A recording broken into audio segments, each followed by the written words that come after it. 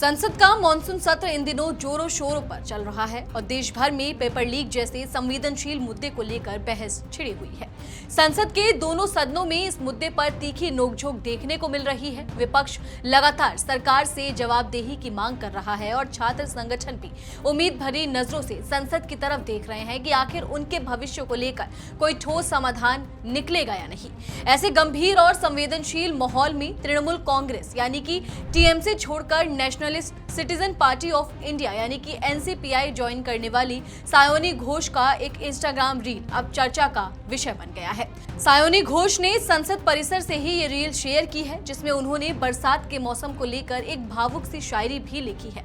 यह रील देखने में भले ही एक साधारण मौसमी पोस्ट लगे, लेकिन जिस जगह और जिस वक्त इसे शेयर किया गया उसने इसे राजनीतिक हलकों में एक बड़ी बहस का मुद्दा बना दिया है।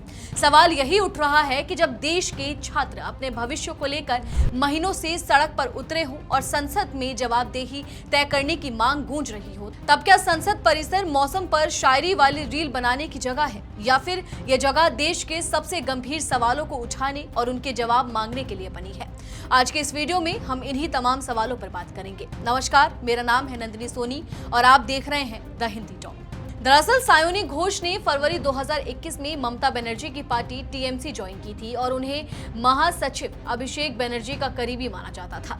जून 2021 में उन्हें तृणमूल कांग्रेस की युवा शाखा का अध्यक्ष भी बनाया गया था। उस दौर में सायोनी घोष एक मुखर नेता की छवि रखती थी, जो युवाओं के सवालों पर बेबाकी से बोलती नजर आती थी। लेकिन जब से उन्होंने टीएमसी का साथ छोड़ा है, तब से मानो उनका ये तेवर भी कहीं दब सा गया है। महीने भर चले छात्र आंदोलन ने केंद्रीय शिक्षा मंत्री तक को इस्तीफा दिलवा दिया। फिर भी सायोनी घोष की संसद परिसर से शेयर की गई मौसम वाली रील देखकर यही लगता है कि मानो उन्हें इससे कोई खास फर्क ही नहीं पड़ता। दिलचस्प बात यह भी है कि इससे पहले वे छात्रों पर हुए पैलेट गन जैसी सख्त कार्रवाई पर खुलकर बोल चुकी है। ऐसे में अब उनकी ये रील उनके पहले के बयानों से अलग तस्वीर पेश करती नजर आती है।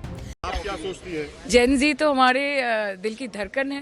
देश के युवा, देश का छात्र, वो देश के गर्व है और जिस तरह से उन्होंने प्रदर्शन किया, जिस तरह से वो आगे बढ़ के आए, मुद्दा उठाया पेपर लीक का, नीट का, इससे उन्होंने एक मैसेज दिया है पूरे देश में कि भारत में गणतंत्र जिंदा है और सरकार आगे बढ़ के आई।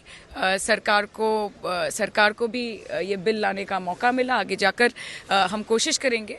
सायोनी घोष का जन्म और शिक्षा दोनों कोलकाता में हुई। राजनीति में आने से पहले वे बांग्ला फिल्म इंडस्ट्री का जाना पहचाना चेहरा रह चुकी हैं और वेब सीरीज, वेब फिल्मों व टीवी सीरियल्स में भी काम कर चुकी हैं। शायद यही वजह है कि आज भी वे सोशल मीडिया और रील कंटेंट को लेकर उतनी ही सक्रिय नजर आती हैं।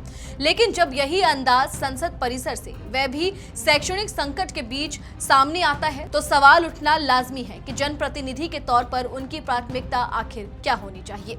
पश्चिम बंगाल में 2026 के विधानसभा चुनाव में टीएमसी की करारी हार के बाद पार्टी में भारी असंतोष फैल गया था। इसी उथल-पुथल में सायोनी घोष समेत कुल 20 सांसदों ने पार्टी छोड़कर एनसीपीआई का दामन थाम लिया। तब से वे नई पार्टी में सक्रिय हैं। हाल ही में पहली बार एनडीए की संसदीय बैठक में भी शामिल हुई, जहां उन्होंने पेपर लीक के मुद्दे पर बिल पर गंभीर चर्चा की वकालत भी की थी। यानी एक तरफ वे मंच पर मुद्दे की गंभीरता की बात करती हैं, तो दूसरी तरफ सोशल मीडिया पर उनकी गतिविधियां कुछ और ही कहानी बयां करती हैं। एक तरफ देश के लाखों छात्र पेपर लीक जैसी गंभीर समस्या को लेकर संघर्ष कर रहे हैं, वहीं दूसरी तरफ जनप्रतिनिधियों से उम्मीद की जाती है कि वे संसद में गंभीर चर्चा करें और सरकार से जवाब मांगे। ऐसे में सायोनी घोष का मौसम पर शायरी वाली रील शेयर करना यही इशारा करता है कि जनता के असल मुद्दों और सोशल मीडिया पर बने रहने की चाहत के बीच आज के कई नेताओं की प्राथमिकताएं धुंधली होती जा रही हैं। अब देखना यह होगा कि आने वाले दिनों में सायोनी घोष छात्रों और शिक्षा जैसे गंभीर मुद्दों पर संसद में मुखर होकर बोलती नजर आती है या फिर उनका यह रील वाला अंदाज ही आगे भी जारी रहेगा।